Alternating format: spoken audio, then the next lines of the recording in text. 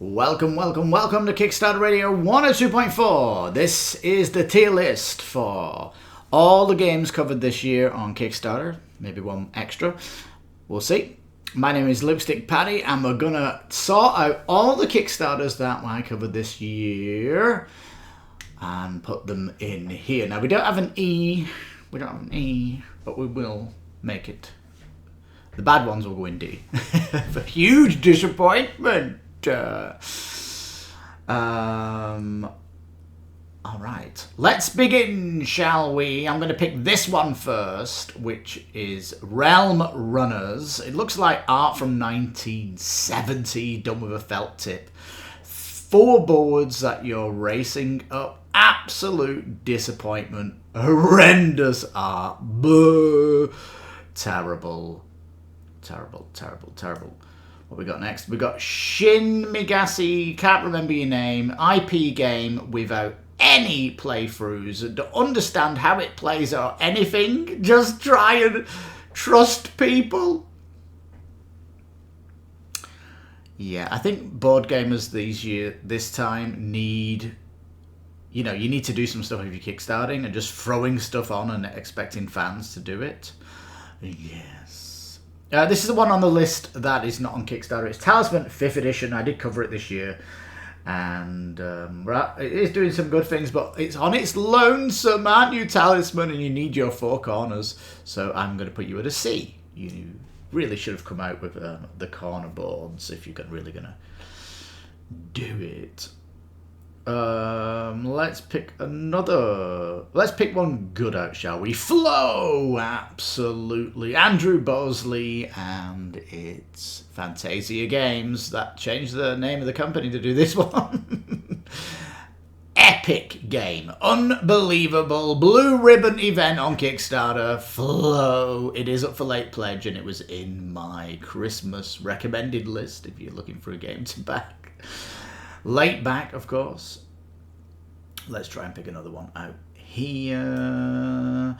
Roborover. This is like combining a toy and a board game. Looks absolutely the bomb. I'm going to put it as an A. It's just such a fabulous game. I'd love to have it, but it's just so expensive. Because you've got to buy this electronic toy that goes with it, and it seems to be really expensive when you consider the board and then how much the toy is on top. The toy is like $250 of the toy, but if you've got the money, yeah, it's really good. Rayman, the board game IP, did it absolutely fantastic, but I'm sorry, Rayman, but the boycott is real. With Ubisoft. You are going in D until Ubisoft can sort out the problems in their company with sexual allegations. It is horrendous, and there is a huge boycott on the PC. In video games in general, were even shown at the Game Awards this year. Poor Rayman. It's just bad timing, I guess. I guess if there was no boycott, it would be higher up here, but it certainly wouldn't be S tier or A tier. It was a little bit let's just say less ambitious of what it could have been, and it should have been something more like Wonderland's War, in my opinion. But hey, there we go. Avalon from Shadowfawn Games. This looks like Battle Lore 3rd edition. It looks fabulous. I'm going to put it as an A.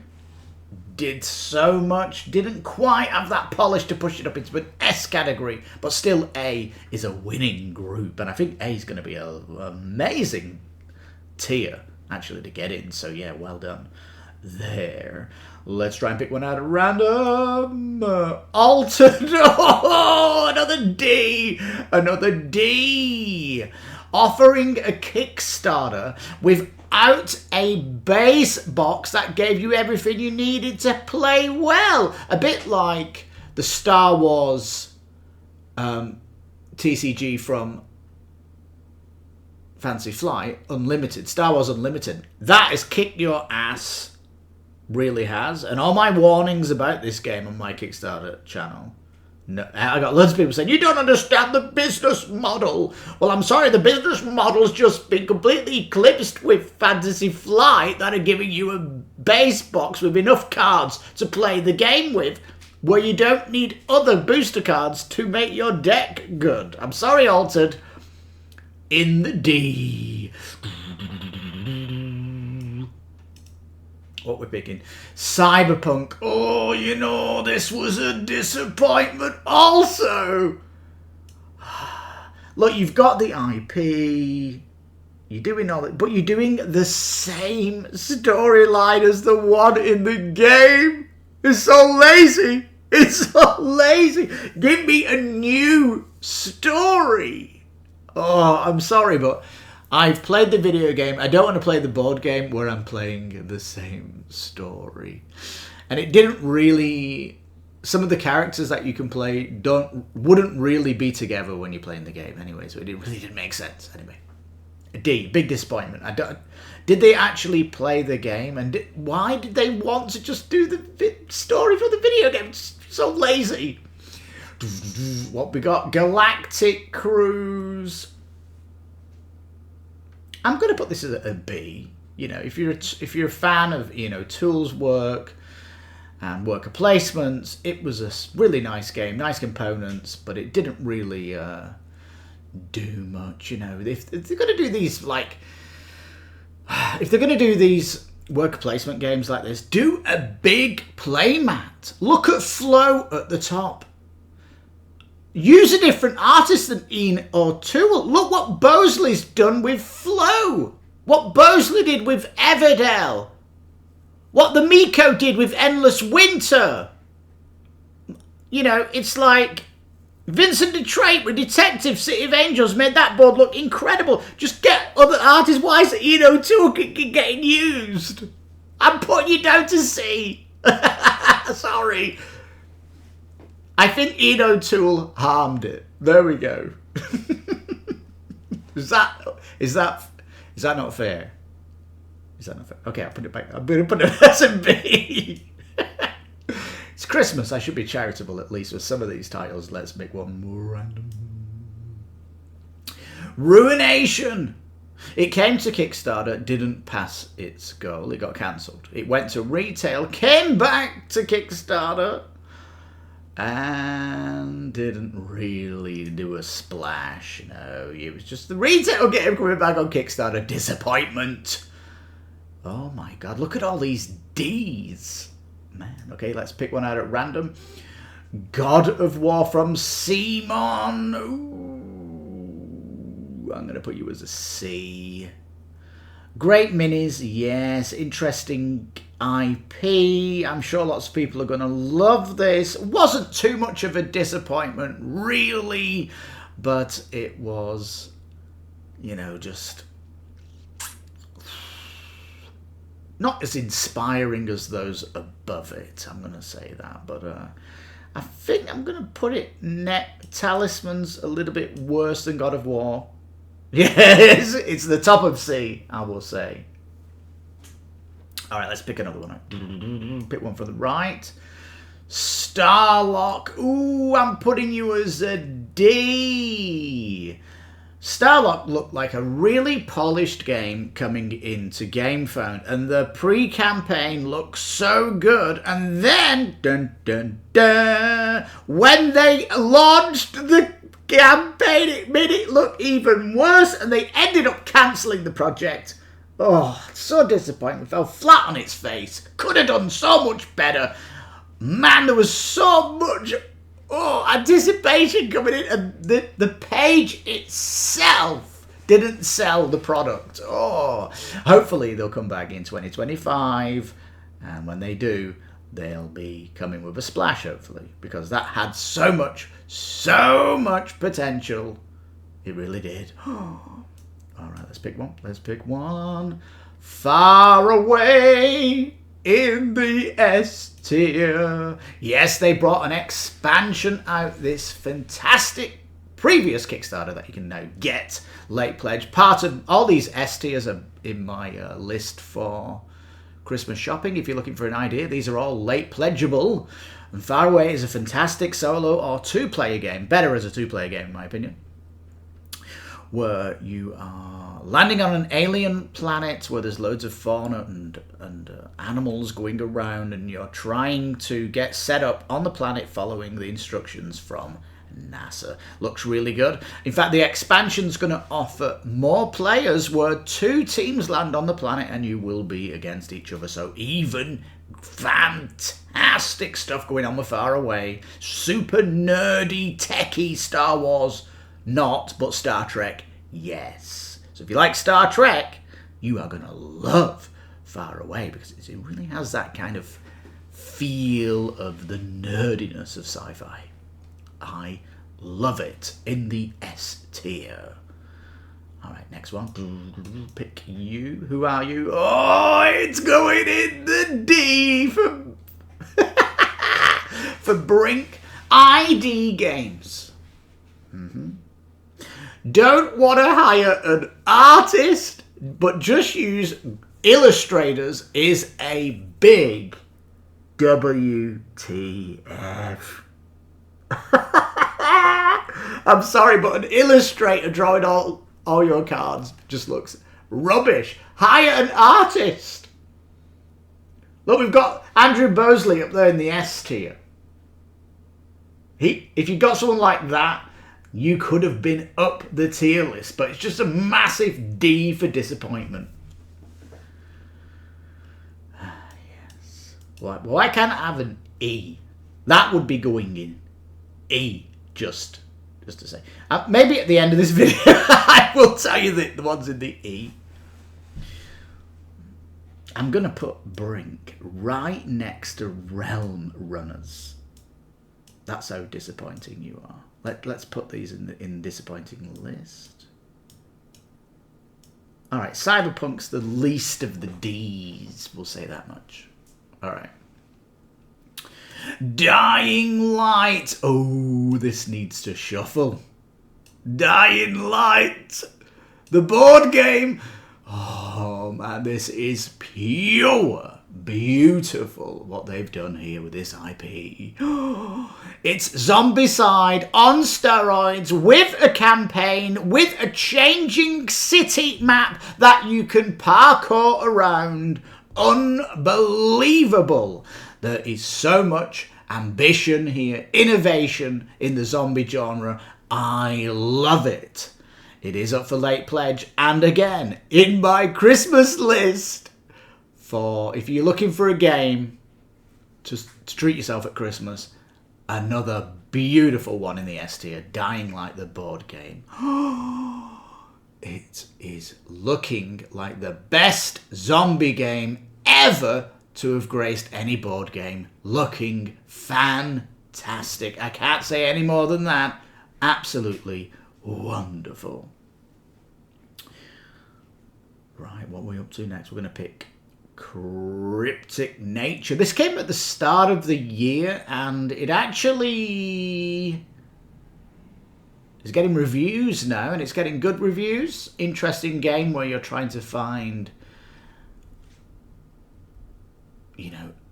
beasts, fantastical beasts, and not just grab them, but kind of bring them into a zoo. Fairly interesting, and a cooperative board in the middle that you pass around as you're building the zoo. It's kind of a really cool, kind of innovative, I want to say, it's kind of a Euro game, isn't it? B, the Euro game list. I think it could have gone up to an A if the board would have been bigger and, why has it only got Europe on it? Make it much bigger and put America on, or the Americas on it, because more fantastical beasts could have come from different continents and stuff like that. But yeah, a little bit a shame that it just did Europe. Odalin. Oh! D. D. D. D. D. D. D. I can't believe it. When it came out, I'm like, this is from Dragori Games? The peeps that did Tanaras Adventures? Really? And I had a sneaky suspicion it was like the B team on it, because they were just putting heads of animals on people, and it's just so sloppy and lazy when you put an animal head on a... Oh. Anyway, I was majorly disappointed with it. And let's get on to the next one from the same company. Where are you? It's in here. There's just so many board boxes here. That's hard to find. Here it is. Tanaras Adventures. Ooh, I'm going to put you as an S tier. How have you got one at D and one at S? Yes, it's basically a dungeon crawl, but you're a pirate on the seas, and it has Foreteller app included. Let's move you up the S tier. There. FLOE is bigger. It's too much bigger. Sorry. But Tanaras Adventures, you're on the S tier. That is looking phenomenal. Of course, it has the badge of Tanaras on it, so it can only be a blue ribbon event when that one dropped. Amazing. We've got a lot in the S tier. Let's try and balance it out here. We're going to go with Umami Friends. Really cute game. Travel box. Looks phenomenal. I'm going to put it as an A. Oh, if there is a budget Kickstarter award, it's going to go to Umami Friends. Wonderful card game. Art, so beautiful from the artist. Fantastic battle game of food. So yeah, looking great. Let's jump to the next, shall we? Yeah. 4-Tour Tour, done by the peeps from Cryptic Nature, but I'm going to put you down as a C. Let's move you up here a little bit. Kind of doing what's already been done. I mean, I've got Trekking the World. It has that kind of feel to it. But, so it's too much of the same. And I'm guessing it might be interesting to you if you've not got one of these travel games where you're popping around the board. It's certainly family weight, but for me, wasn't as good as Trekking the World Kickstarter edition when that came out. So yeah, put it down as a C. Bit with Talisman, you know, there's better editions out there. 4th edition for Talisman, of course, and God of War. Not D, but not get better. Simon have a better game that they had out this year that we'll come to. Ready, Set, Bet. That party game with the Ultimate Edition. I'm going to put this as an A. Fairly expensive, of course. If you want to run a gambling night, there can't be anything better than Ready, Set, Bet. And the big Kickstarter edition offered so much pimping out that it would be really, really great. In fact, I'm going to upgrade it a little bit to... let's put it there, shall we? All right. Next up, we've got Simon Tactics, Song of Ice and Fire. I'm going to put this as a B.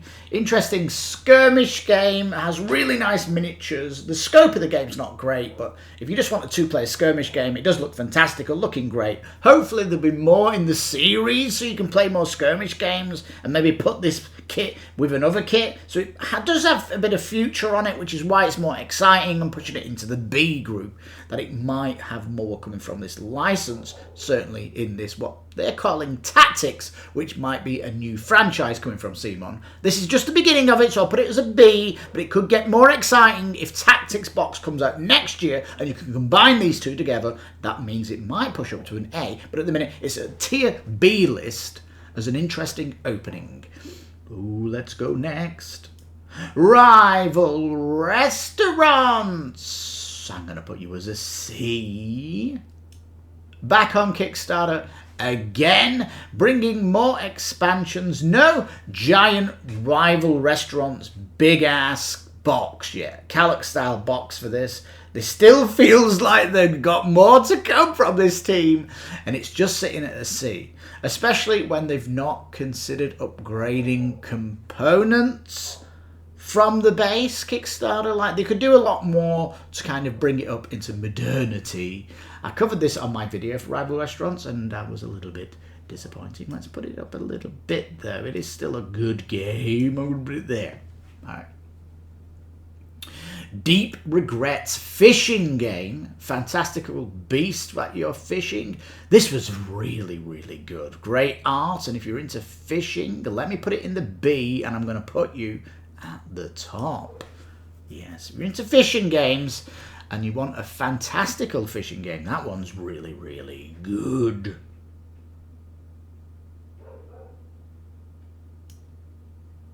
Can't see what it is. It's Twisted Cryptics. You're going in D. We need to sort this D out, don't we? How disappointed was I of this one? It was... There, next to Brink. Same people that did Casting Shadows. And it's like the B team was on it. The art was just not as vibrant as the other games. Small box, small everything, small ambitions. It's as if the B team did this whilst the A team are working on the next big project, which probably is going to be in the Casting Shadows world, and hopefully it's some kind of adventure story with a storybook. But for me, it was massively disappointing because I really expected something bigger. But this was obviously something, you know, this was a filler for them to keep the money coming in. But it wasn't for me, and I was disappointed in that. It could have been a really interesting game if they just pushed up the art. They wanted the art to make it look like it was, you know, it was like the theme made all the art look darker. And really, the theme is, if that's the case, the theme was hurting the campaign. Sorry about that. Oh. This is Wroth, isn't it? I had to put Wroth in the bottom right corner of this because you just can't see it. I'm going to put you as a C. Move you up, maybe. Not as good as God of War. It's the game that has such vibrant colours that you might need sunglasses to play it. Wroth was one of those games that just wasn't really doing anything new or interesting. Used all this vibrant art to try and do its theme of post-apocalyptic, if I remember. But it just looked so gregarious and it kind of feel. It wasn't so disappointing though. I mean, there was an interesting game there, but still there was so much stuff better at the time. That's why it's down at C. With these potentials down here. Certainly not a disappointment like this bottom list. It's going to be bigger than every other, it looks like. Ooh, The Presence. I'm going to put you as a B. This is like a haunted house where you play a certain type of ghost to try and scare everybody. It could have been higher if it had better components and a play map, but it was using pawns. Like you'd see in Cluedo. So it had this horrendous retail items on it, but still was really good. It's like retail items, pawn, interesting idea. So it's sitting at B in the middle. Just looking at these, I'm going to put Tactics up a notch there. It was an outstanding production. I'll give it that. For 2 days, 2-player skirmish, yeah, it's very good. Like I say, it's potentially part of something bigger. I'm gonna elevate it to the top of B. All right. Next up, Unstoppable from John D. Clare felt like a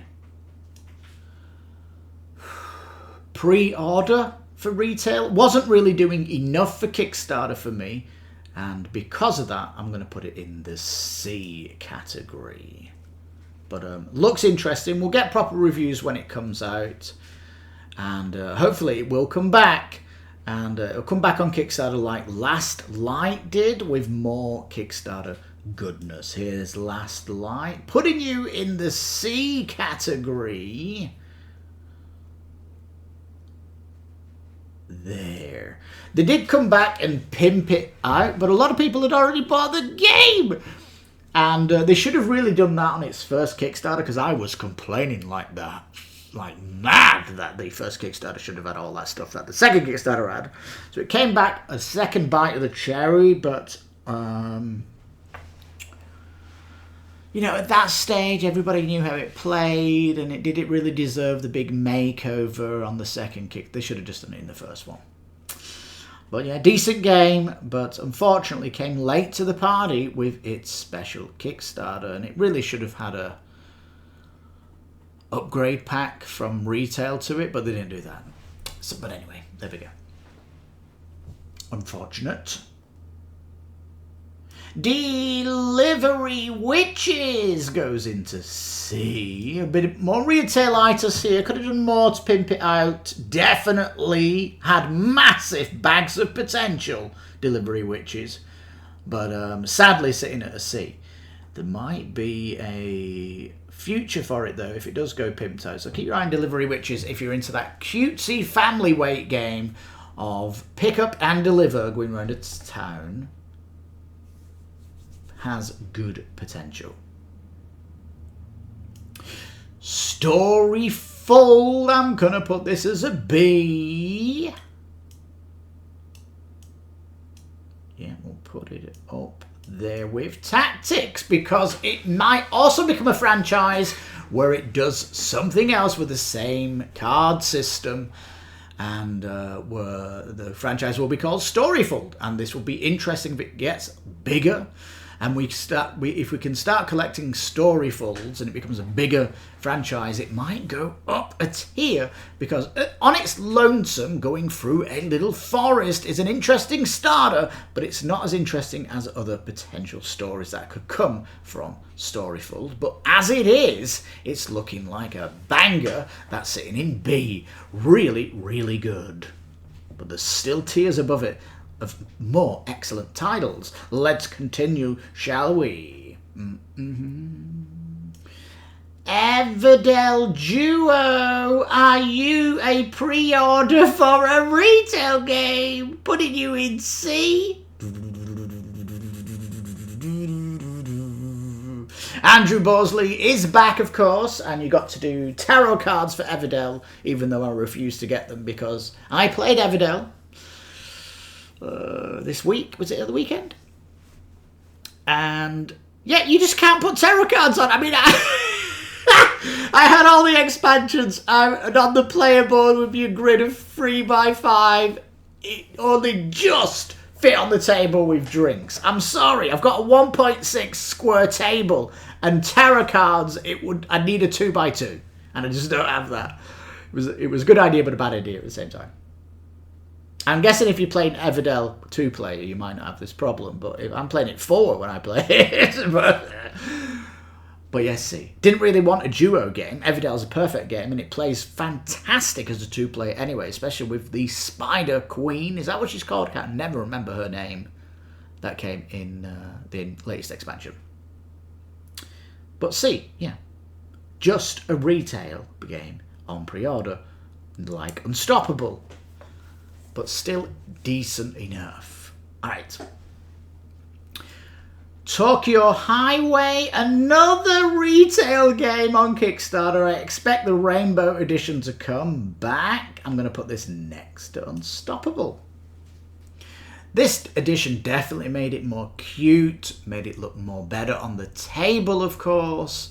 And I'm pretty sure it's just going to become the Tokyo Highway big box at retail. So there wasn't simply enough here to warrant paying the extra costs and, of course, the shipping. And because the worst thing about Kickstarter and retail compared to retail is Kickstarter play. You pay way more fees, don't you, for shipping and stuff. Rumble Planet, get up the S tier, I'm gonna put you next to FLOE. Yes, with pre-painted minis now.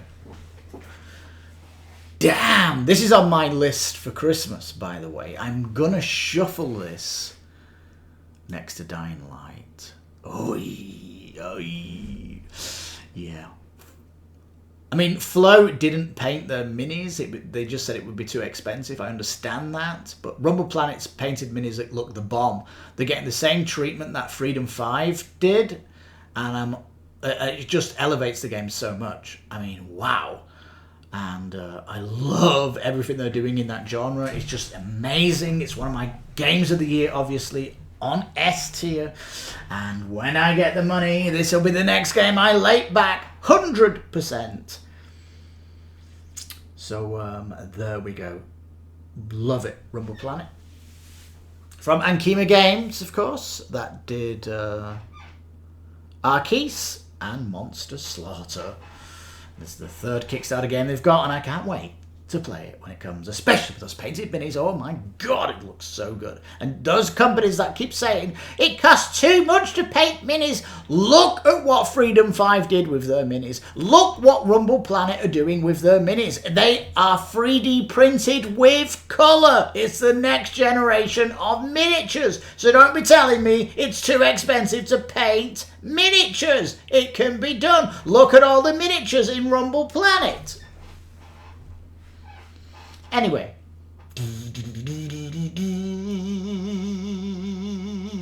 it's Earthborne Rangers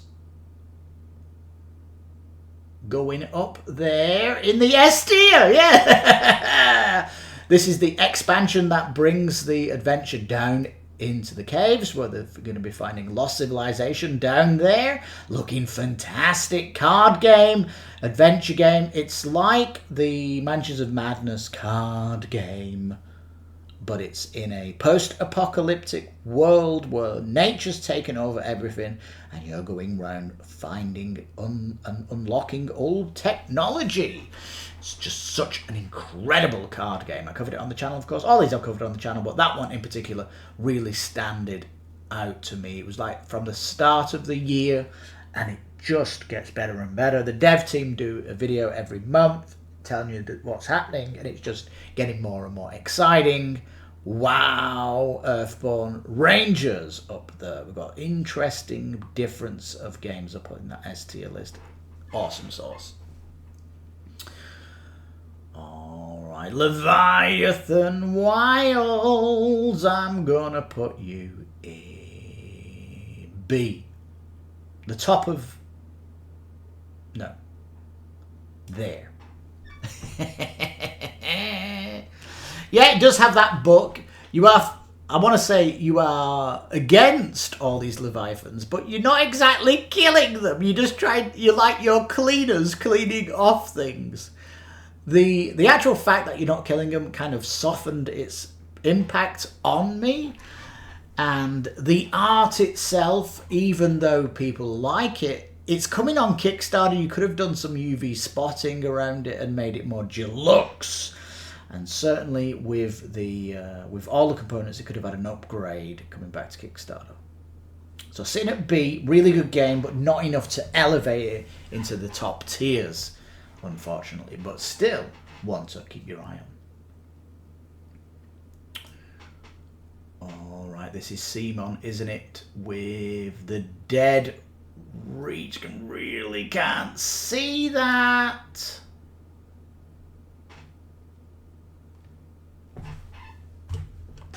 One second, peeps.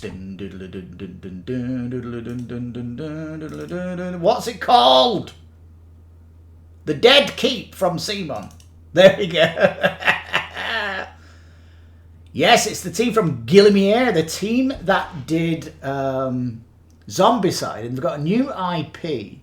They're doing a load of minis. I'm going to put it up at the A category, but I'm gonna put it next to Avalon. I guess it's the most exciting Simon game of the year. And what they do with that looks to be kind of the most interesting stuff they're doing. They're not bringing out big campaigns and stuff, which I really want from Simon. That'll push them into the S as soon as they start doing that. But they keep doing these limited visions. But I think this is generally a more fantastical way of doing it. They've got away from zombies and they're doing this more fantasy world, and it looks really, really good. It does look good. I think I might have been more negative in my in my video of that, but I've kind of warmed to it even more, especially when I've compared it to the other CMON offerings this year. But yeah, they've got one in the A, one in the B, and one in the C. That's not too bad. All right. Ooh, it's Castaway Chronicles going up the boom. Man, we've missed the late pledge on this, unfortunately, but oh my god, this was insanity. The best Eurogame ever.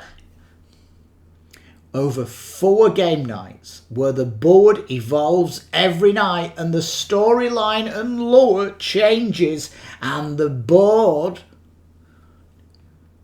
you know, it's like a legacy board game, but it's not legacy. But even so, you played over 4 board nights, and it's like Lost, the board game, but even better because this has got dinosaurs in it. You can ride dinosaurs. There's going to be tribes on it. Just insanely good. Now, this is Mind Clash games. They will be coming out. Mind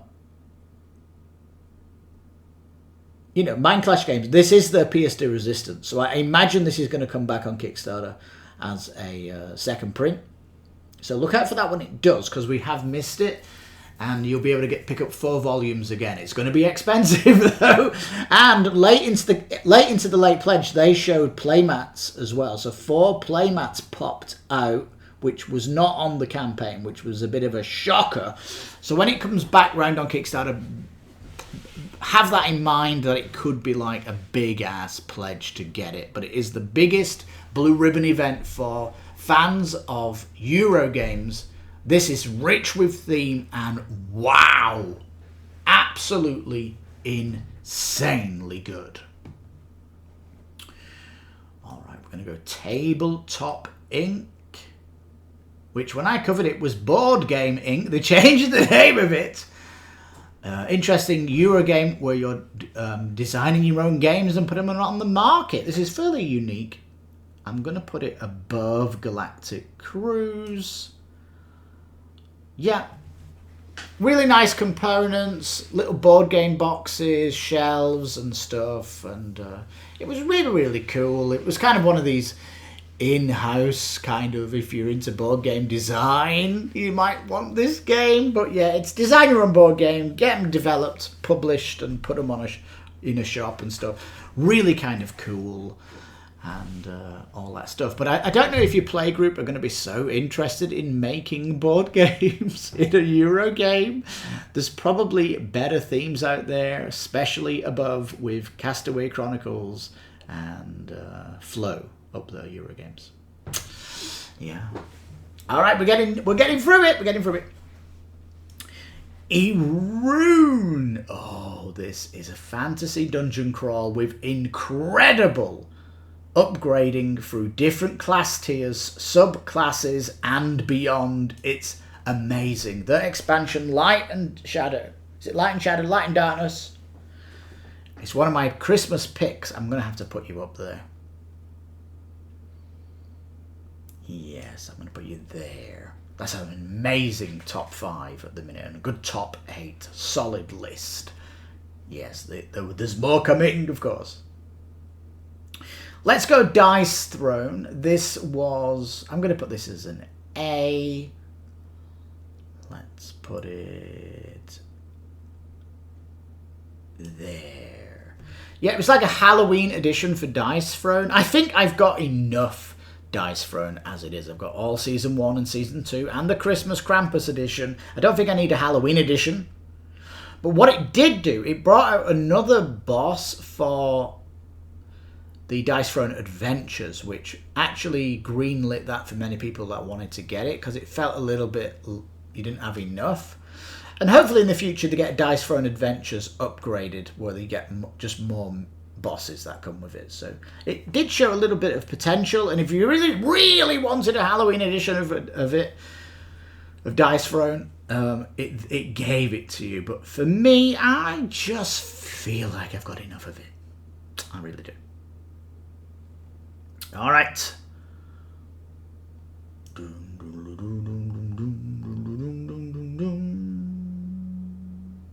Burr Mountain Camping Adventure. What an mouthful. Really cool racing game as you are trying to climb up a mountain, collecting loads of tokens, buying cards to help you. Really, really cool.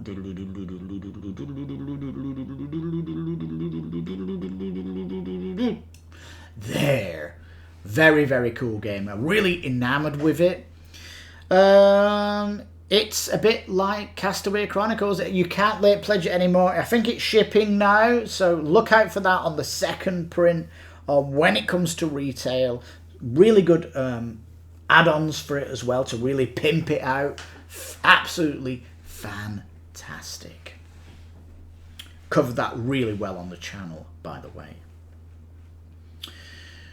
Alright, Dante Inferno, that's right. It's a campaign game, going into hell, whipping ass as you go in there. Really interesting combat, especially as you can interact with objects. But it was a little bit too dark for my liking, but it was still really good. I'm going to put you in the A. There. Yeah. I mean, I've got a lot of campaign games. Dante didn't really do enough for me because it was just kind of dark and dark fantasy going into hell. It looked really, really good, really, really good, but didn't have enough. I mean, if you've not got campaign games on your shelf and you like the lore of going into hell, kicking some ass, then maybe you've got room for it, but for me, no. But just the fact that it didn't have vibrancy, UV spotting on the board, and it could have done a lot more, especially with its story, and didn't have Foreteller app, kind of plants it in the A category. All right. Storm Raiders. This is like a Euro game, post-apocalyptic, running around in your vehicle or your ship or your submarine, but post-apocalyptic with no combat. I've had to relegate this into C. I'm going to put it up there next to God of War. Really cool art across the board, and you modifying all the things in your vehicle and as you're going around and stuff. But for me, just no real combat. Left it kind of disappointing. It's Garfield games, isn't it? And they really wanted to make post-apocalyptic and make it passive enough where you're not needing to kill things and stuff, and for me that was a little bit of a disappointment, but still stellar production, fantastic art across the board, looked really, really cool, but just irked me so much that it didn't itch the theme where you need to have combat, especially the look of all these vehicles look like they're primed for combat. Oh yeah. Anyway, yeah, I really did like it, but interesting price point, really good. I think it's worth checking out, that one. Yeah. Spirit Fire. Probably the most unknown game. We still haven't seen anything. We're going to have to wait for playthroughs. It's a massive risk still. I'm going to put it at B at the back. This has potential to go up a tier, maybe to the top tier, but it's still like we still don't know what's going to be happening. There wasn't really any playthroughs for it. It was kind of what's going on. But because it's still fascinating and wondering what it's going to do, it's super innovative and pushing the boundaries of storytelling, where the whole story evolves around what you're doing. We don't know. It's at B. It's right in the middle. It could go up or down. Wow, but Spiritfire, I covered it extensively on how amazing it could be, and we're still not nearer there, and we're going to have to wait to find out. And hopefully it will come with a second Kickstarter, and we'll then know where it falls in the tier list in that year. But, yeah, wow.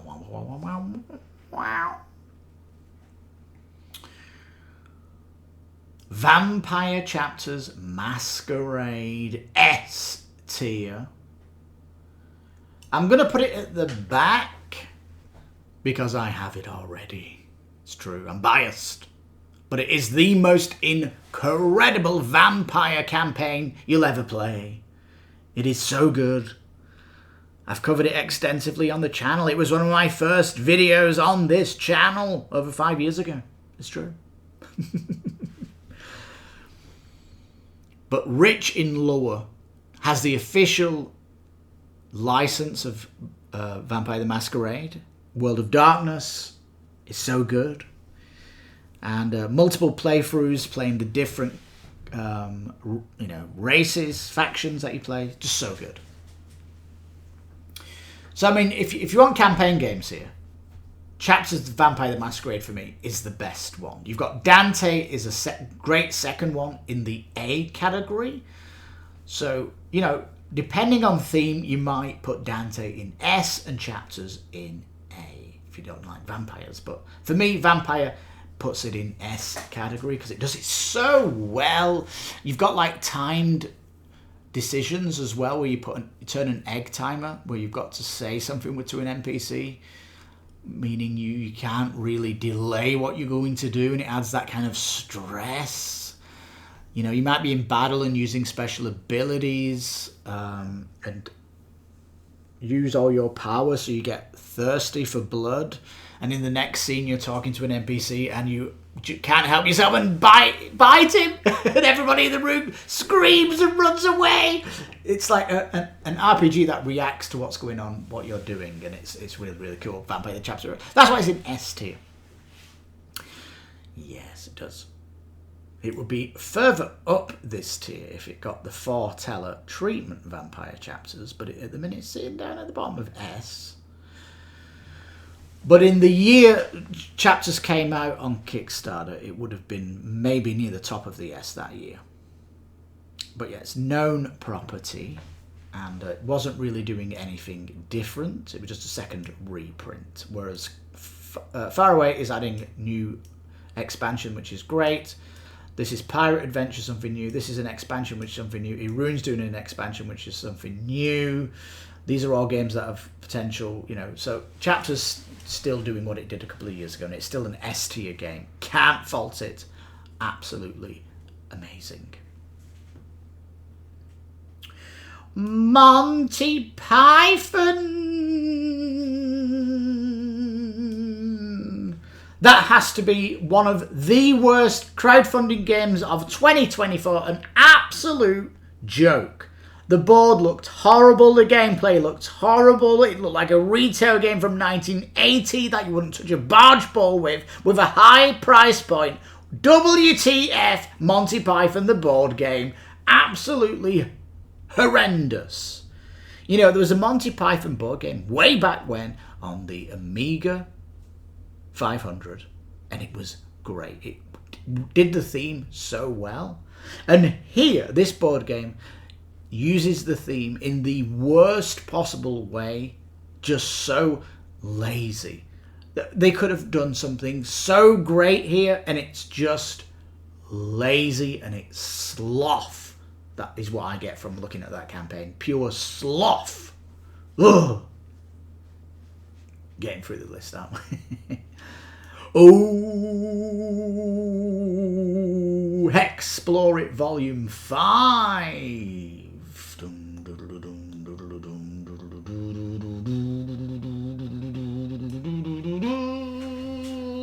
It's the Mountains of Godai! Yes! It's the game I fully late pledged there at Christmas. And I had the chance to get Dying Light, Rumble Planet, and FLOE, Erune, Earthborne, Tanaras, and Far Away. But this got the money. It really did.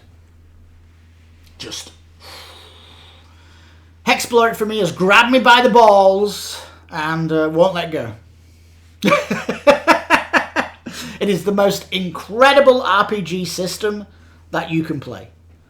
You can play open world or go with campaign storybooks that are currently on Volume 1 and Volume 2, and in the future, more volumes. This Volume 5 adds so many interesting gameplay additions to the game. The art on the board looks fantastic. And I love this tower defense system they've got in Volume 5, and the expansions which change it all up look great with Volume 5. It just... oh, can't wait to get it to the table. The devs just had a complete playthrough with the longest way you could play it and really absorb all of the features with the expansion, and it was just delightful to watch it. Oh my god. You can late pledge this, of course, with any of the other volumes as well. I do have Volume 1 and Volume 2. I have the campaign books for them, and I love it. I love it. You can go open world with a randomly generated map with the base game, or you can have a more structured RPG campaign, storytelling campaign, which are excellent. Really are good, so good. So this is why it's S tier. If you've not heard of Hexplorit, I cover it well on the channel, and of course links down below for any of these games that I've covered today on the original video or any videos where I've covered it, so you can get more content from my opinions on what you're looking at. Let's move on, shall we? Eve, War for New Eden.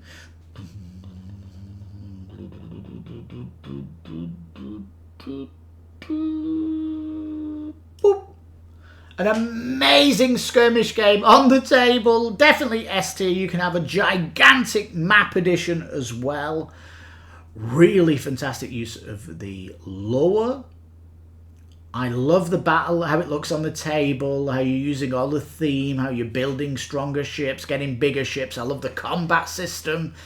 Oh, it just looks so good. It's going to be like one of the best space battle games that's ever been. And the only reason it's not higher up this list is because, number one, they were not going to do Titan XL boxes. Which, why not? And secondly, no shipping to Mexico. No shipping to Mexico. Which is really unfortunate, and fingers crossed that I can get a copy from the USA when it goes there, because it's a game that I really want. In fact, everything on this S tier is games that I want. So that's why they're so good. The A-list are almost there, and so that's the way it flows. Let's keep going, shall we? Harakiri.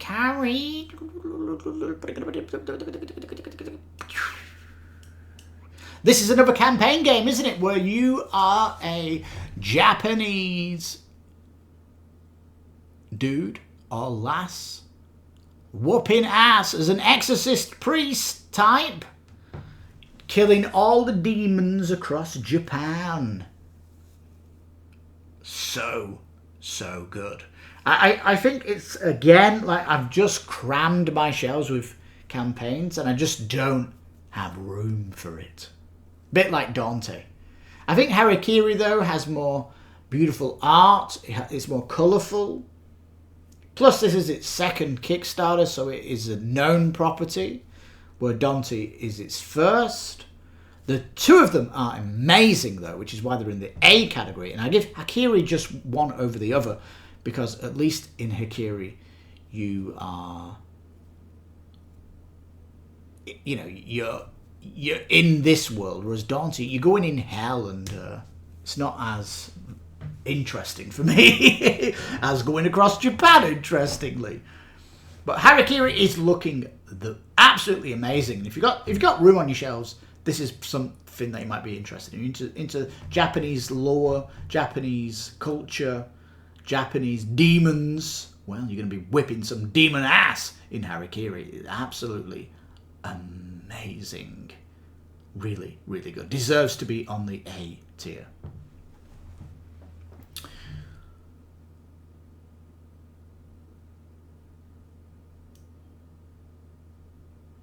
This game is the best indie game of the year.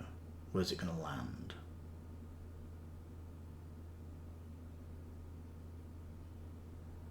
You're not getting past Avalon. Emergency Operations Center. That's right, you need 4 people to play this game. Plays up to 7+. Yeah, it's like a party game but serious, where a wildfire is sweeping across the United States. And you play different departments and try and evacuate cities and put out the fire, of course. Police looters and all this stuff. It's such a fantastic, innovative game with Hollywood moments of a event deck that's happening through the game. Oh, it's so good. You really need to check my video for it. It'll be coming up for late pledge soon. And it's like, if you want a party game that's not stupid but has this like interesting seriousness to it, this one looks fantastic. It really does. In the A group, wow. You know, I'm looking at this A group. No, Robo Rally, really expensive. Avalon looking so stupendously good, but just didn't have enough to go in the S group, even though you're absolutely amazing. And this one is just so indie, you can't get into the S group. I'm sorry. All the stuff in the S group needs to be at the bottom. I'm guessing Far Away has a bit of an indie feel to it. It does have that. But I guess if it ever does come back on a second Kickstarter, it should be pimped out a little bit more if it needs to get up into an S tier. But I think being in the A tier is an absolute win for the game. And something you definitely should look at if you are looking for that type of party game. That's got more people, and it's definitely a unique theme. Definitely is. Flashpoint Legacy. This is going in D. This is going next to Monty Python.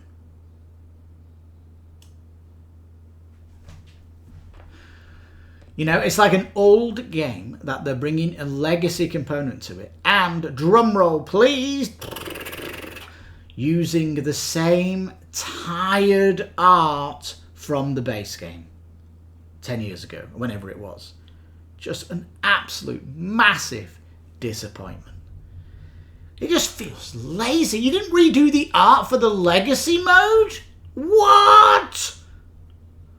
Because the art in the base game looks tired, old, doesn't it? It's not modern. And you're using it for this? Oh, just severe disappointment with this. It could have been so good. But just... When you don't get an artist on, a modern artist, it goes like Brink. It really does go like Brink. Why have I got Realm Runners as the most decent of the Ds? Realm Runners should be right at the back. Let me just change this up a little bit. I'm guessing the twisted one at the front. Rayman, I've got a bias against it, but it was pretty good. Cyberpunk, if you've not played the video game, maybe you're going to put it here. Okay. Alright. Nicely adjusted. No, I think Altered was a deep disappointment. That really has to come down a bit. Yeah. I'm happy with that. Alright. Story of Many.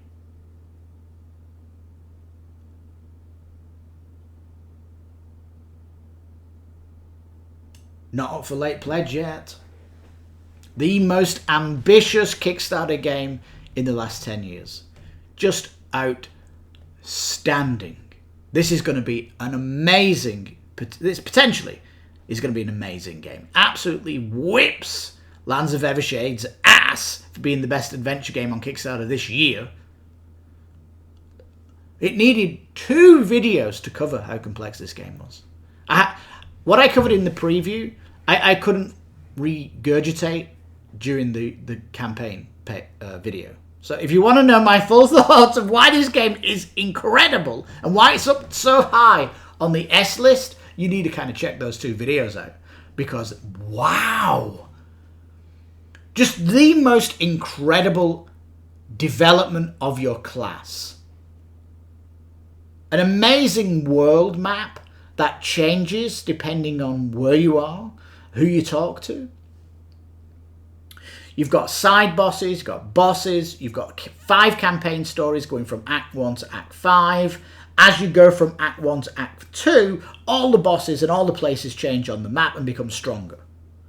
You can go inside dungeons, which has card layouts for the dungeon, making sure every dungeon is unique and you don't know what's around the corner. Just so much goodness with this game. It's just going to be excellent. I do feel like this has got years of development still to go. So keep your eyes on Lands of Evershade. Lands of Evershade. Woo! Story of Many. Keep your eye on Story of Many because this is, for me, number 3 in the year. Wow. Just amazing. Well, Lands of Evershade. Where are you? I'm going to put you as a D category. Do you know, if I had an E, I'm just looking at which ones would fall in E. Brink wasn't that egregious. There. I think Lands of Evershade is the beginning of E class. All of those below it are even worse. Because what Lands of Evershade do, there's these games that are bringing stuff from RPGs. They're bringing the stuff that they like from an RPG, right? You've got Vampire the Masquerade chapters. That is bringing all of the vampire story over and the fantastic classes of the different vampires. Great. You've got all of them really wanting to bring story. And what did Lands of Evershade bring? Choose your own adventure. That's it. You can bypass the combat if you want. It's simply a glorified choose your own adventure book with a board game tabletop presence. That's it. For me, that's not enough. The even your character's development is so streamlined and so boring. Massive disappointment, Lands of Evershade. It really is. And every single tile that you fight on or play on is just a square. I've covered this extensively on the channel, and I'm really disappointed with Lands of Evershade. It's in the E category. And, yeah, that's where it sits. Are you crying? Are you upset? Angry? I'm sure people are. But I would not want to pay all that money for a Choose Your Own Adventure book. It could just be a book. Do I really need the table presence of it? Not for me. All right, we're going to go I.D.E.A. This is potentially one of the great kids games of the year. I'm going to put it as an A. That's right, you've got these incredible standees that you're playing like a side-scrolling video game. And you have so many different environments, and it's a little bit of a roguelite, but it really is a fantastic kids game. It really has that feel to it. And I think out of all the kids games I've covered on the channel, this is definitely the highest. It's the highest kids game. So I think for that, it's going to have to go past this stuff. I'm going to put it up here. There. So the best kids game is sitting next to the best indie game. I think I.D.E.A could have been an S tier if it did a couple of things, which would be more of a campaign, less of a story. It had some kind of shop and currency where you could buy better equipment and stuff as you go through, but definitely an interesting idea. We might see I.D.E.A come back as an expansion though, where it adds more content and more things. And if it does, it could definitely jump up to an S tier, just like Far Away has done with its expansion. But I really, really love I.D.E.A. It's absolutely phenomenal. And I think any of these games in A category, it is a win to be in there. Because hopefully I'm shedding light on these incredible games that you may not have heard of. And, oh man, does it look so good on the table, of course. Has that great kid appeal. Art looks great. And generally fun to play. It looks so fun. Really does look good. Alright, next up is Blood, which is a boss battler. You've got to fight lots of ads before you get to the boss. I'm going to put it as a C. And it's going to go right in between Last Light and Rival Restaurants. I don't know why you had to bother with all the ads. There should be a reason to fight the ads to get to the boss, as if you're getting stuff from them, like potion drops and stuff. It just felt unnecessary clutter that you had to get through. And in a board game, that's pretty dull.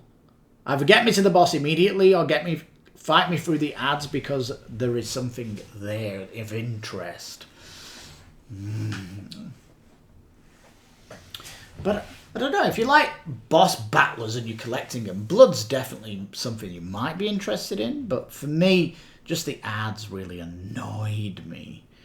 And yeah, it just didn't feel as grandiose as other boss battlers that we've had.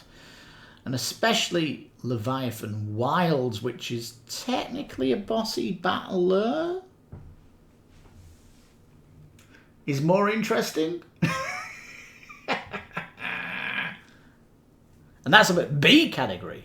So there it is. All right, Under the Sun.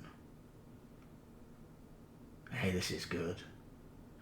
This is good. Post-apocalyptic, asymmetric game adventure across crafting and surviving.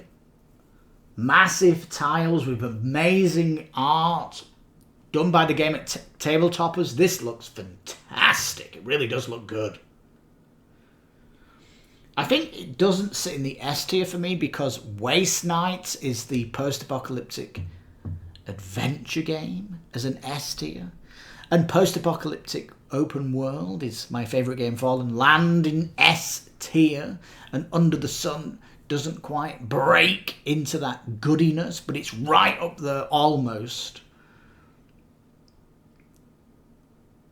Definitely could jump into S. And I think if it comes out in the future with an expansion, which really could get behind it, if it splashes with great reviews and it has a great expansion next year, maybe it could go into an S tier. But at the minute, it's definitely a winning category A for it. Hopefully you get eyes on it. All right. Reign of Hades, another campaign game, but based in Greek mythology.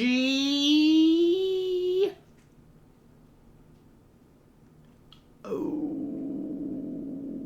I'm going to put it as a B at the back. Yeah, it has like a book. The story where you're going through the book, similar to Tidal Blades, which is really good. But you're only using a small book. Tidal Blades uses big books. Tidal Blades uses a second book to add 3 or even 4 parts to the book to make bigger rooms. Reign of Hades, not doing any of that, but it has lots of nice minis. It has an interesting world, I guess, and if you're into that world of Greek mythology, I am not into that world. And I think there's stronger themes out there for story from the A category, which is Dante and Harakiri. And if you want a greater story on top of them, you've got to go to Story of Many and Chapters Vampire the Masquerade. For me, they are the S-tier superstars of the year. Alright, Havoc. Now this is an interesting game because it's similar to a TCG, but it gives you all of the cards you need. And it gives you them so you can fight straight away and having full strength and have interesting sorting out your decks. So for me, this is what the big disappointment of Altered should have come like, Havoc. And for that, I've got to give it props. And for me, I'm going to put it as an A category. I'm going to put it right up there next to Dante. Because Havoc looks like a phenomenal card battling system, similar to what a TCG does, but it just gives you all the content right up out of the gate. Absolutely phenomenal. It's very similar to what Star Wars Infinite is from Fantasy Flight. And if you're coming on Kickstarter and you want to do this, you do what Havoc did. Because it just sets you an example of what to do with a TCG, and what us Kickstarter backers want is all the content on the pledge, you daft buggers. We don't want boosters that have random stuff coming out, because RNG is the most annoying thing when it comes to video games and board games, in my opinion. Although, if you're dice chucking, you have to accept that is probably the only RNG you want in a game is that.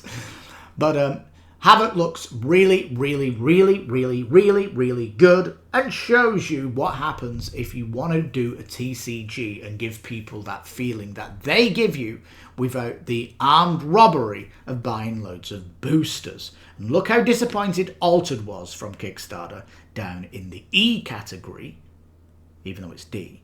Remember, E's going to start at the Evershade. Okay. And Havoc there in the A category, just absolutely incredible.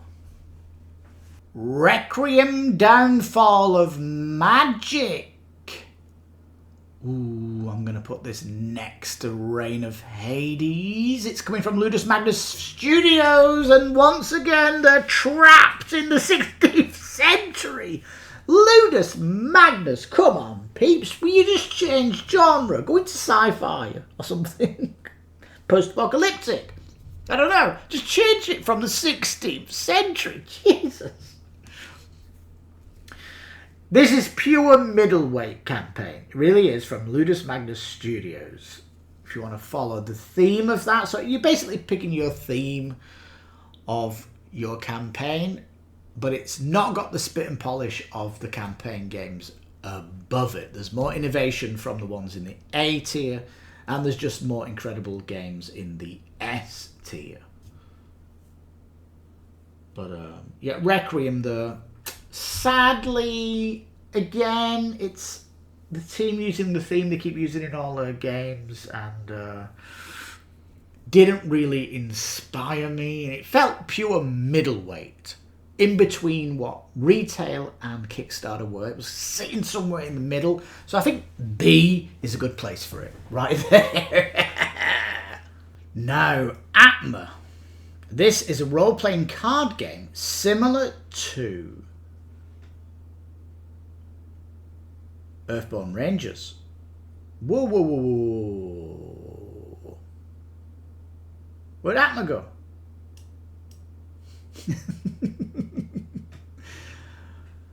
It is really, really, really, really, really cool. And I think this is one of my regrets at not getting, but I think it might come on Kickstarter again with its volume 4, as they're all storylines in these boxes, and definitely something you can take on holiday. I'm going to put you in the A category, right up there next to Avalon. If you want a card adventure game, Atma in the A tier, really, really good. And if you want two of them, go in the S tier and pick up Earthborne Rangers. Oh man, Atma is an absolutely gem in the weeds. It's an absolutely fantastic card adventure game. Oh, it looks so good. There is 3 volumes of it now, And it's going to keep going, it looks like, because the campaign was successful. And it's something that if I see it go on late pledge, I'll definitely pick up the 3 volumes, because I love the size of the box. Take it on holiday, play another Atma adventure. Looks so, so good. Earthborne Rangers is a giant bloody box that you can't take on holiday. But if you want to take a card game on holiday and have an adventure story from it, Atma is perfect for it. It's delicious. What a game in the A category there for card adventures. Wow.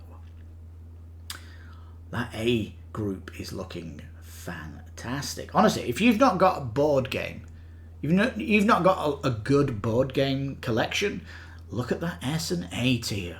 Just incredible games that you could have on your list. I mean, I definitely, if I had the budget, I'd pick up every game in the A category. It's true.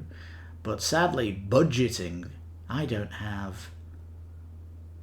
You just to pick up all the ones on the S one, you're talking thousands of dollars there. Really is, if you add it all up. Now, Crystal Age, the game where it's like an adventure board and you're trying to battle your way into the middle. There's 4 corners of the map and you are trying to defeat enemies and then capture them to fight with you. And you'll be kind of rolling around to get into the middle. Really interesting concept. Really, really solid game, Crystal Age. I'm probably going to put you in B next to Leviathan Wilds.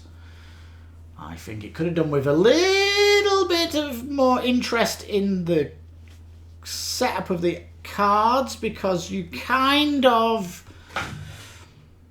The way you're running around and collecting these monsters to fight for you, there could have been a difference in the zones for me. More difference. Like, have 4 distinct zones rather than have 2 zones with similar strength animals. And so it could have mixed it up a little bit more. But as it is a solid game. I mean, all those games in B are solid titles. But just don't have the spit and polish to push it up more tiers. I've covered this on all of these games I've covered on the channel, of why they're in the D or the E. Why they're a C. Why are they in a B with so much potential and could have been higher? Why are they in A? What's stopping the A's from getting into the S tier? And why are the S tiers so impregnably incredible that they could just not be pushed out of that list? Just amazing. And I'll tell you now, peeps, this has been a fantastic year on Kickstarter 2024. We've got 11 games in the S tier. Right? We've got 14 in Tier A. And I'm sure that if I had to pick some games from B, you know, I'm looking at Spiritfire. Is that going to be really good? Spiritfire has a chance to go up in tier. Reign of Hades, how good is the campaign? Requiem, how good is your campaign? These are still unknowns. Tactics, are we going to see more in the series? Storyfold, are we going to see more in the series?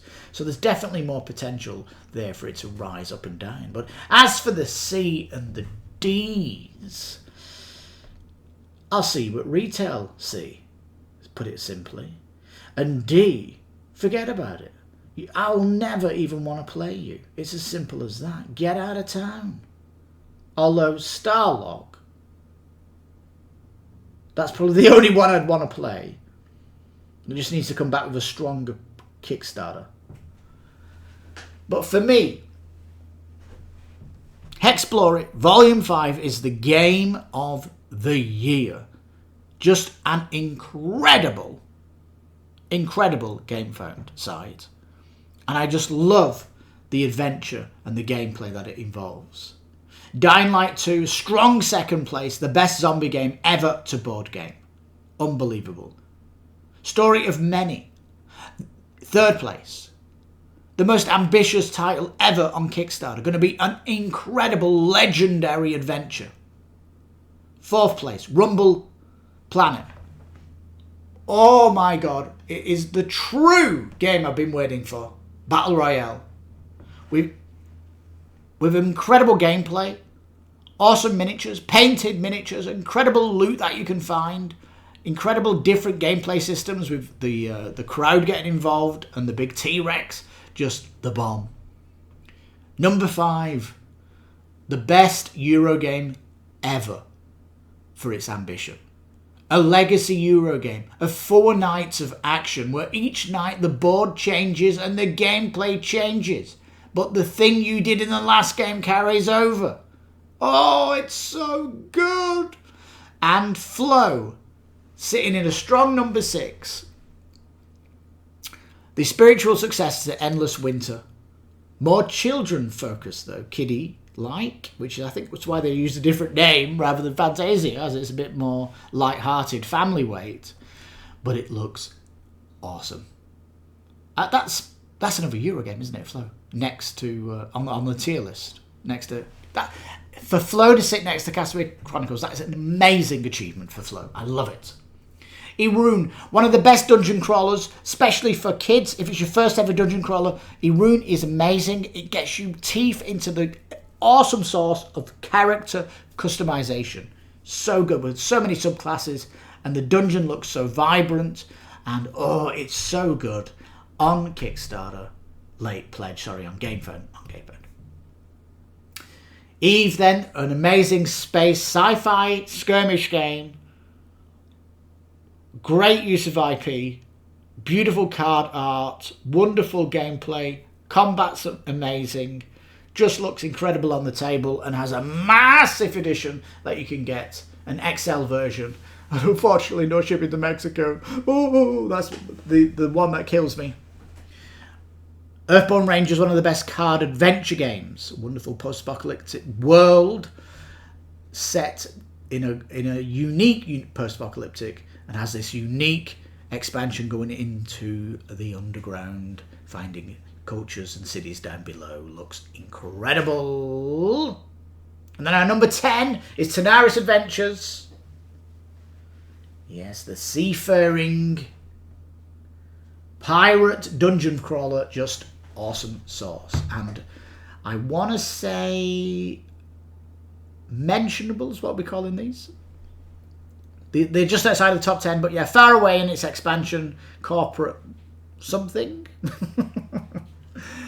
Absolutely incredible. And of course, Chapters Masquerade already have it, so I can't put it up on this list. It is a second print, but it's the best second print of the year for sure. Chapters of Masquerade, a true blue ribbon game. And in fact, all these games in that top list, if you have them in your shelf, they are to be celebrated because they are the true pinnacle of board gaming for 2024. And if you've got anything from A, congratulations. They're all winners in A. And for some reason or other, they're not in A, but I would like a lot from A. I would love Roborover. Avalon, still might pledge for that. Atma, I'll definitely be looking at you. And the party game of the year and the family game of the year, definitely looking at you. And Under the Sun, definitely looking at you. And unfortunately, just out of Harakiri on Dante. Havoc, not really into it too much, but I would definitely love it as a gift. And the camping one looks stupendously good. I will have that. And I think the Dead Keep, there would be probably the Simon game that I would want in my collection, because I just don't have a Simon game in my collection. Dice Throne, I have a lot of that. I don't really feel like I needed a Halloween version of it, but it did bring good promise to Dice Throne Adventures, and maybe if Dice Throne Adventures comes back on Kickstarter with all its new content, it might be worth pledging for. And Ready Set Bet, do you have need for a big party game of guests? I just don't have anything where I need 7, 8 people. But if you do, that's the best game on the market, isn't it? With a great pimped out version. And Umami Friends, that wonderful card battle game like Havoc, but much more simple, family weight, and travel size friendly. I'd love to have that little box as well. Who knows, if I come into some extra money and I've got collected everything from the S tier, I'll definitely be jumping into the A tier, because there's some wonderful ones in there. But if you've got anything from B, don't worry. I do find those great games, just not as good as the ones above it. If you've got anything in C, Again, a little bit not as good for me, more retail game city. And if you've got anything in D, all those for me have big, dire disappointments. And of course, if you're in the E category, which is Evershade, Lands of Evershade, Odalin, the Shin Maggie something from Sega, Ruination, Starlock, Altered, the Flashpoint Legacy, Realm Runners, and the worst crowdfunding game on Kickstarter, Monty Python. How dare you? And in fact, Realm Runners, look at the list. You're right next to Monty Python. That's how bad it is for you. You're in the bottom of the E category next to Monty Python. Let's just be frank. If there was an F category, there would only be 2 games in the F category, and it would be Realm Runners and Monty Python. Oh, on that bombshell. Thank you so much for watching. Get your thoughts down below in the comments. What would be in your S tier this year, and what would be in your E tier this year? That'd be interesting to find out from you. If you want to know more about any of these titles, I've got the links in the description when I covered these on the channel, where you can find out more from my thoughts on these incredible titles. Most of these are up for late pledge, so this video should be very relevant and hopefully will help your shopping decisions. But again, I'm just one voice and one opinion. You should always look for more opinions when you're backing a game. So thank you so much for watching. I wish you all a Merry Christmas and a Happy New Year from the bottom of my heart. Season's greetings, of course, and all that. I'm Lipstick Paddy. This is Kickstarter Radio 102.4. You take care, stay safe, and I hope you have a great, great time off work. Christmas time and New Year. So bye-bye for now.